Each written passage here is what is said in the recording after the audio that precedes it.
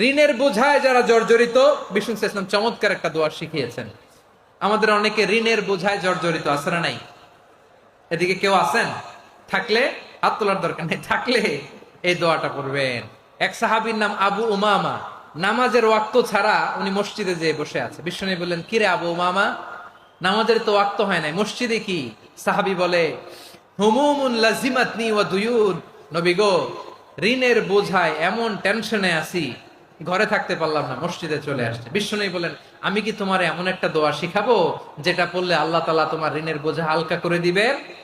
আবু মামা বললেন, ইয়া রাসূলুল্লাহ, অবশ্যই শিখাবেন। বিষ্ণু বললেন, তাহলে তুমি পড়বা, আল্লাহুম্মা ইন্নী আউযু বিকা মিনাল হাম্মি ওয়াল হাযান ওয়া আউযু বিকা মিনাল জুবনি ওয়াল বুখল ওয়া আউযু বিকা মিন গালাবাতিদ দাইনি ওয়া কাহরির রিজাল।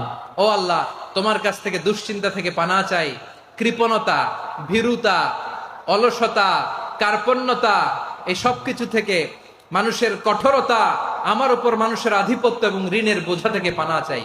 এই দোয়াটা যখন বিষ্ণুনবী শিখাই দিলেন, আবু মামা বারবার এই দোয়া পড়ে, আল্লাহুম্মা ইন্নী আউযু বিকা মিনাল হাম্মি ওয়াল হাযান ওয়া আউযু বিকা মিনাল আজজি ওয়াল কাসাল ওয়া আউযু বিকা মিনাল জুবনি ওয়াল বুখল ওয়া আউযু বিকা মিন গালাবাতিদ দাইনি ওয়া কাহরির রিজাল।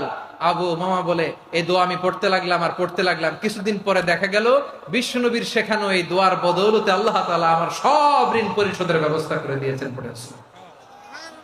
পড়বেন পড়বেন।